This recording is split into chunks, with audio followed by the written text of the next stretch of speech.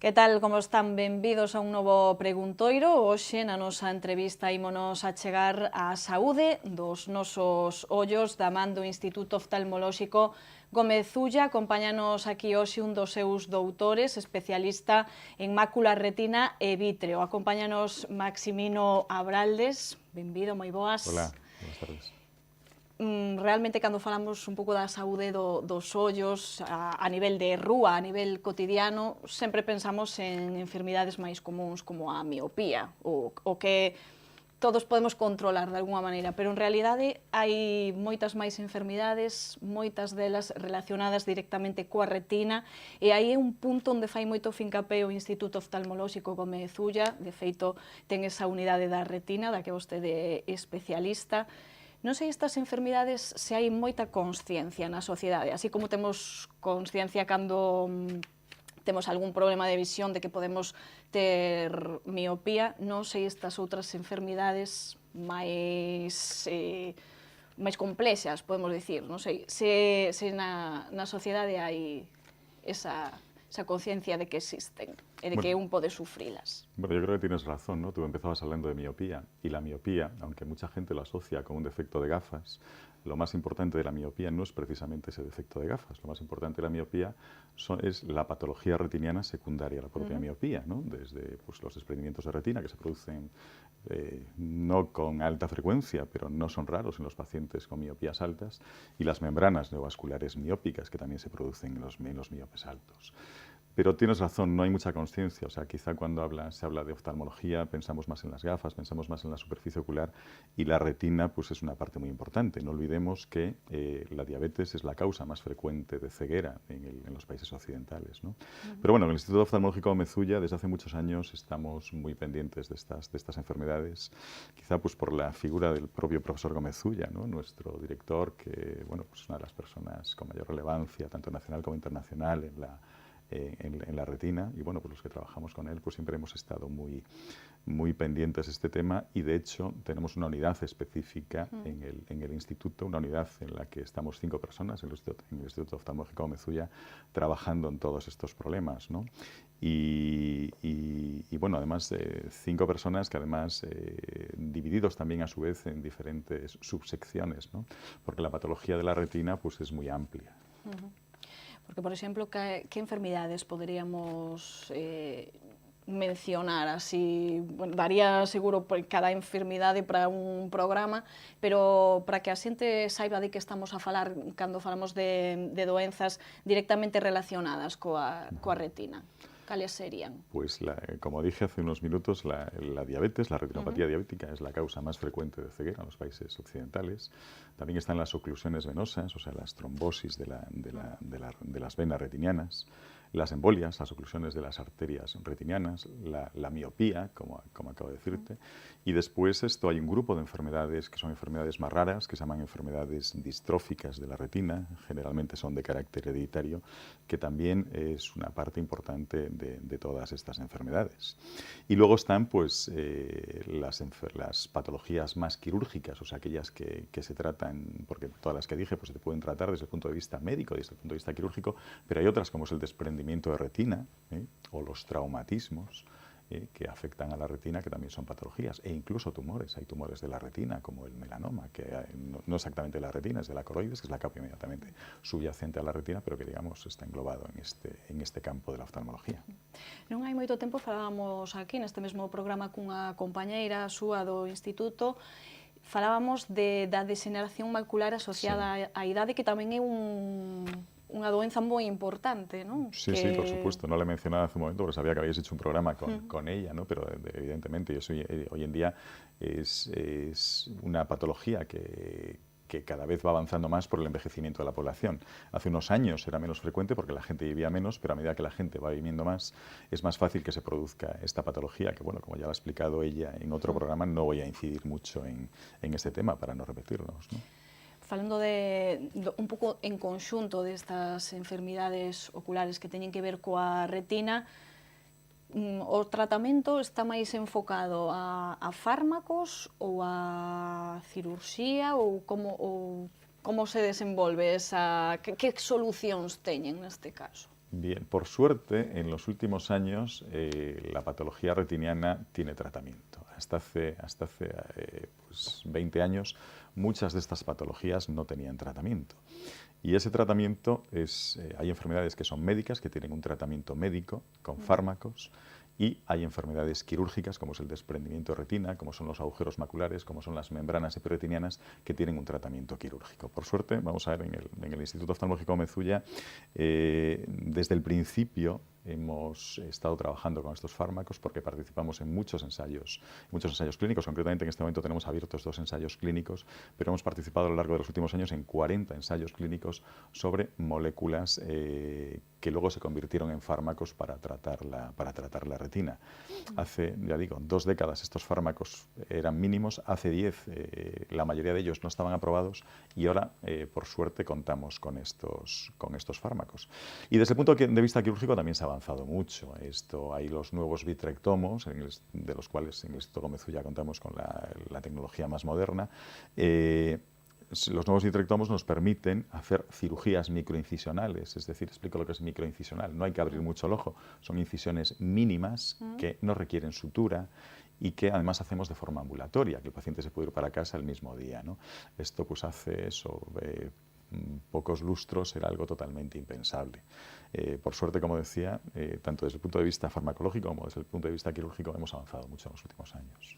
Nesa evolución do tratamento podemos dicir que se reduciron as posibilidades de perder totalmente a visión por unha enfermidade deste tipo? Sí, sí, por supuesto, por supuesto. Es que muchas de estas enfermedades de las que hablamos antes eran intratables e incurables. Que derivaban nunha cegueira? Derivaban en una ceguera, sí. En una ceguera, la mayor parte de ellas, todas las enfermedades que afectan a la mácula concretamente, derivaban en una ceguera central. O sea, es decir, el paciente no veía por el centro. Yo te estaba mirando a ti a la cara y entonces veía un manchón ahí en el centro. Aunque a lo mejor pues, podía ver este cuadro, podía ver pues, lo que haya por allí, a mi izquierda, pero lo que es la visión central se perdía. Otras enfermedades, al revés, pues actúan, se pierde la visión periférica, ¿no? Esas, bueno, el paciente quizá lo nota menos. Bueno, hay actividades en las que no, como por ejemplo conducir, pero bueno, que pueden ver de frente, ¿no? Pero todas estas enfermedades que afectan a la mácula afectaban a la visión central. Y entonces, claro, esto hacía muy difícil la vida de un paciente, o sea, para leer, para comer, para ver la televisión, para su trabajo. Y gracias a las nuevas técnicas, tanto farmacológicas como quirúrgicas, pues se ha conseguido que estos pacientes puedan realizar sus actividades cotidianas de una forma más o menos normal. Non sei se para isto tamén hai que facer moito investimento, por exemplo, no instituto no que vostede traballa, no Instituto Gomezulla, hai que facer unha aposta moi firme por ter as últimas novidades, precisamente para que eses tratamentos se poidan levar a cabo. Sí, sí, sí, desde luego la apuesta es muy fuerte, porque vamos a ver, las enfermedades, antes de tratarlas tenemos que diagnosticarlas, y para diagnosticarlas tenemos que contar con los mejores instrumentos, ¿no? Y en el Instituto Gomezulla, pues ya desde hace muchos años, pues hemos ido introduciendo poco a poco todas estas técnicas. Hace unos años introducimos la angiografía fluoresceínica, por ejemplo, que era estudiar la circulación retiniana mediante la inyección de contrastes en una vena, y entonces podíamos ver la circulación de la sangre en la retina. Después introdujimos técnicas como la tomografía de coherencia óptica, que nos permite prácticamente ver las capas de la retina sin daño ninguno para el paciente, ni sin tener que entrar para nada en el ojo del paciente, simplemente por interferometría láser. Podemos hacer casi una reproducción histológica de las capas de la retina. También en el Instituto Gomezulla lo introdujimos hace tiempo. Técnicas de electrofisiología ocular, autofluorescencia, que es aprovechar la fluorescencia que tiene la propia retina para poder ver las lesiones retinianas, y recientemente, hace unos meses, hemos introducido lo que se llama la angiografía OCT, que es precisamente poder ver todas estas estructuras vasculares de la retina sin necesidad de inyectar contraste, con lo cual es un beneficio enorme para el paciente, porque aparte de la rapidez, porque pasamos de una exploración de 20 minutos a una exploración de 2 minutos, al paciente no tenemos que inyectarle ningún contraste en la vena, con lo cual la posibilidad de un riesgo, de una reacción a ese contraste es nula, es cero, porque no hay ningún contraste. Y después, desde el punto de vista quirúrgico, pues todos estos nuevos aparatos que hemos introducido poco a poco, como son los vitrectomos, son aparatos muy caros, evidentemente, y que además necesitan un mantenimiento y estar constantemente renovándolos. Falaba vostede desa importancia do diagnóstico, de facer ese diagnóstico. Supoño que, como en todas as enfermidades, unha detección precoz neste tipo de patoloxías é fundamental tamén, non? Sí, sí, por supuesto. Y en la retina quizá más que en ninguna otra parte del ojo, ¿no? Porque las enfermedades de la retina, si no se tratan al principio, pues el resultado puede ser catastrófico. Entonces, la detección precoz la pueden hacer los propios pacientes. Por ejemplo, en las enfermedades de la mácula, quizá los dos síntomas más frecuentes son la pérdida de visión y lo que nosotros llamamos metamorfopsias, que es ver torcido. Vemos las líneas torcidas, miramos a un cuadro y lo vemos torcido. Esto el propio paciente lo puede observar él mismo. Y por otro lado, pues también desde oftalmología general o desde los médicos de cabecera se les puede dar a los pacientes con este riesgo unas cuadrículas que se llaman rejilla de Amsler, que tienen un puntito y unas líneas que hacen cuadrados y que nos permite ver si estamos viendo los rectos o torcidos, ¿no? Y claro, hay enfermedades además como el desprendimiento de retina, que si no lo tratas, hombre, no de forma totalmente urgente, pero sí preferente en un plazo muy breve de tiempo, pues esa retina, después aunque la lleves a su sitio, pues no va a ser funcional y el paciente no va a ver, con lo cual la detección precoz es fundamental. O sea que en canto note, ia a dicir vexa e nunca mellor dito, en canto note algo raro na visión, hai que ir correndo a revisar, ¿no? Sí. Cuando es algo raro, desde luego que sí, porque detrás de eso puede ocultarse una patología grave. Pregunto isto dende o total descoñecemento, non sei se nunha revisión rutinaria se pode detectar este tipo de enfermidades ou hai que facer probas máis profundas, ou non sei se xa se ten que presentar algún síntoma antes para que un especialista poida detectar unha enfermidade deste tipo. Digo porque non sei se se poden previr antes de que aparezan, o sea... Hombre, los encargados del cuidado de la salud visual somos los oftalmólogos, seamos especialistas en retina, en córnea, en lo que sea, pero ahí lo que es el oftalmo. Somos oftalmólogos y pues llevamos toda la oftalmología, ¿no? Y además hay una parte, en el instituto por ejemplo tenemos una parte que es oftalmología general y luego las distintas unidades, ¿no? Un oftalmólogo general puede detectar cualquiera de estas enfermedades. De hecho, una exploración, un paciente que viene a que le revisemos la vista, como dicen los propios pacientes, no solamente se le gradúa unas gafas o se le toma la tensión, se le gradúa se toma la visión de lejos y de cerca, se le toma la tensión, se hace una exploración de la superficie ocular y se hace una exploración de fondo de ojo, ¿no? Entonces, si en alguno de estas etapas vemos alguna patología, pues ya se deriva a la unidad correspondiente, porque ahí sí que la persona que lo trata ya es especialista en esa materia, ¿no? Pero evidentemente un oftalmólogo general puede detectar, lo detecta siempre una de estas enfermedades. E antes de que aparezca algún síntoma, tamén xa se pode detectar de alguna maneira que pode haber algún problema en concreto na visión dunha persoa? Sí. Concretamente supongo que te referirás a las enfermedades de la retina, ¿no? Digo, antes de que empece a suceder, ¿no? Si hacemos revisiones rutinarias y en esas exploraciones rutinarias hacemos una revisión del fondo de ojo, pues podemos ver en la retina ciertas lesiones predisponentes. Ejemplo, una persona que tiene unas drusas, que son unas alteraciones que aparecen alrededor de la mácula o en la mácula, pues nos puede indicar que esta persona pues tiene cierta tendencia a padecer una degeneración macular asociada a la edad, de la que hablabas el otro día con mi compañera la doctora Fernández. Si le exploras la zona periférica de la retina, la parte más periférica de la retina, puedes ver unas lesiones que te pueden indicar que este paciente puede, con el tiempo, tener un desprendimiento de retina, ¿no? Entonces, pues podemos adelantarnos y empezar a tratar pues estas enfermedades, ¿no? Antes de que o por lo menos a tratar de prevenirlas, ¿no? Cal é a importancia que ten que os distintos especialistas, neste caso, pois poñemos como claro exemplo o Instituto Gómez Ulla, como vostede nos estaba a falar, están as consultas de oftalmoloxía máis xerais, podemos dicir, despois están as unidades máis especializadas, a importancia de que se comuniquen todos os doutores e que compartan información.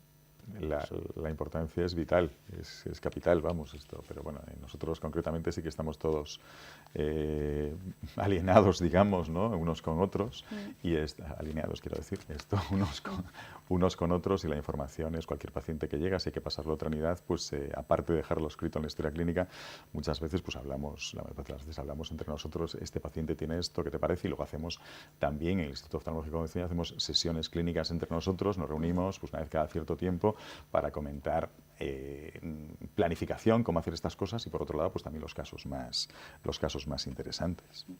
Aludía vostede nunha das respostas ás distrofias hereditarias, é un dos colaboradores do Ministerio para elaborar unha guía con respecto a esta cuestión. ¿Para qué va a servir esa guía? Sí, las distrofias hereditarias de la retina son un grupo poco frecuente de enfermedades, por suerte, ¿no? Y que por esa escasa frecuencia entran dentro de un grupo que se llama enfermedades raras, ¿no? Y el Ministerio de Sanidad pues, está muy sensibilizado con estas enfermedades raras, porque muchas veces no se le da respuesta a estos pacientes, ¿no? Entonces, bueno, generalmente pues, las enfermedades raras siempre llevan detrás un grupo de asociaciones de pacientes que siempre reclaman más atención, y tienen toda la razón, además, porque muchas veces, como son raras, pues no se les hace caso, ¿no? Entonces, el Ministerio lo que ha tratado es reunirnos a un grupo que, bueno, podríamos decir expertos en la materia, para que elaboremos una guía de cómo tratar a estos pacientes. Por desgracia, muchas de las distrofias hereditarias de la retina no tienen un tratamiento efectivo, pero sí se le puede mejorar la vida a estos pacientes. Y aparte, pues el que se sientan atendidos y que se puedan controlar de forma periódica. Además, dos cosas. Una, muchas de estas enfermedades llevan asociadas otras patologías de otras partes del cuerpo, como por ejemplo la retinosis pigmentaria asociada a sordera con el síndrome de Usher. Pues entonces, en esta guía pues hablamos precisamente, ante un paciente de estas características, no solamente te lo quedes tú, el oftalmólogo, lo derives a un otorrino para que pueda estudiar un poquito más su patología. Y después esto, con los nuevos tratamientos que van saliendo, cómo ir aplicándolos. Y por otro lado, también la baja visión. Estos pacientes muchas veces no tenemos un tratamiento ni médico ni quirúrgico, pero a lo mejor con ciertos dispositivos, como son una telelupa, como es una pantalla que amplíe, estilo iPad, no es un iPad, que es lo que se llaman ayudas de baja visión, pues se puede mejorar la visión de estos pacientes. De hecho, nosotros en el Instituto tenemos una unidad de baja visión, que este tipo de pacientes pues, se pueden beneficiar bastante de todo este tipo de artilugios, ¿no?, que tenemos para ello. Y lo que decía, el Ministerio está muy sensibilizado y entonces quiere hacer esta guía que va a ser publicada, ya la hemos finalizado y va a ser publicada pues, dentro de un mes, el próximo diciembre. Bueno, xa está case Sí, está feita, ya cocinada. Para ir rematando, falamos desa colaboración co Ministerio. Vostede tamén colabora ou forma parte de comités de asesoramento para empresas farmacéuticas. Iso tamén que papel xoga? Hai un oftalmólogo dentro deses comités para que finalmente eses fármacos pues, teñan os mellores resultados, non? Hombre, es una actividad muy importante, tanto para la industria farmacéutica como para nosotros, ¿no? O sea, las industrias farmacéuticas, cuando sacan una molécula, que es un fármaco, pues ellos lo que después necesitan es que los oftalmólogos les orientemos en cómo implementar este fármaco en la sanidad, ¿no? Esto, con qué pautas, con qué dosis, qué posibilidades tiene ese fármaco para determinadas poblaciones. Y entonces las industrias farmacéuticas lo que hacen pues, es lo que ellos llaman advisory boards, que son comités de asesoramiento en lo que pues, 5, 10, 15 profesionales, pues nos sentamos con ellos a discutir y ayudarles en esta materia, ¿no? Pero esto, por otro lado, es un gran beneficio para nosotros también, porque nosotros conocemos de primera mano todas estas moléculas que están saliendo y entonces podemos aplicarlas a nuestros pacientes y además saber ya de antemano cuáles han sido los resultados de los ensayos clínicos preliminares. Estas reuniones comentamos son a nivel tanto nacional como internacional con profesionales de otras ciudades, de otros países, cómo está funcionando, si ya lo han implementado ellos, eso nos ayuda muchísimo a nosotros y por lo tanto a nuestros pacientes. Agora si remato, está unha pregunta que se soe facer cando un fala de enfermidades, sempre temos esa idea, que podemos facer para non chegar a ter esta enfermidade? Se hai algunha recomendación, non sei se no tema da visión hai moitos mitos de uns alimentos que son beneficiosos, o típico que soe pasar coas enfermidades, pero non sei se realmente hai algunha recomendación para coidar a saúde dos ollos. Sí, hombre, sí las hay. Lo de los alimentos que dices, pues por ejemplo, hace un momento hablábamos de la degeneración macular asociada a la edad, ¿no? Pues esa relación se ha dicho y se ha publicado que los antioxidantes son beneficiosos para no padecer a la larga esta enfermedad. Entonces, mantener una buena dieta a base de fruta, verdura, a base de pescado, todo esto que generalmente no hacemos, ¿no? Pues eso parece un mito, pero no, hay estudios que demuestran que sí, que el aporte de antioxidantes disminuye el riesgo de estas enfermedades. Después, otras, hábitos de vida a veces, ¿no? Evidentemente, si una persona es míope magna y tiene un riesgo de que se vaya a desprender la retina, hombre, pues no te apuntes a un gimnasio de judo, ¿no? Pero, y luego, lo fundamental es revisarse la vista, revisarse los ojos periódicamente. Lo de la vista es como le llaman los pacientes, no vamos a revisarnos la vista, ¿no? Pues revisarse periódicamente, porque si detectamos alguna cosa podamos tratarla, ¿no? Y yo creo que eso es lo fundamental. Revisións, cal é máis ou menos a recomendación? Unha vez ao ano? Ou Bueno, non sei se a partir dunha idade hai que estar máis en riba. En eso hay mucho mito y la verdad tampoco no hay nada o sea, no hay ningún estudio que diga cada cuánto tiempo hay que revisarse los ojos, ¿no? Depende, como tú decías, de los grupos poblacionales. Hombre, por lo menos los niños, como mínimo a los 3 años y medio, 4, hay que hacer la primera revisión. Esto en los pacientes mayores, en los que la incidencia de cataratas, la incidencia de todas estas enfermedades, esto ya es mayor, pues también hay que revisarse una vez al año. Los pacientes que tienen patologías como diabetes, hipertensión, aquellas patologías que pueden repercutir en la vista, pues también tienen que revisarse pues cada 6 meses o cada año. Luego, el grupo de población, entre comillas, sana, hombre, pues a lo mejor podemos ser un poquito más flexibles, ¿no? Pero bueno, una revisión cada 1 o 2 años no está mal. Pois aí quedan esas recomendacións e as explicacións. Moitísimas grazas por acompañarnos hoxe aquí no Preguntoiro. Gracias a vosotros. E nos volveremos mañá con máis entrevistas, como sempre. Graciñas por acompañarnos.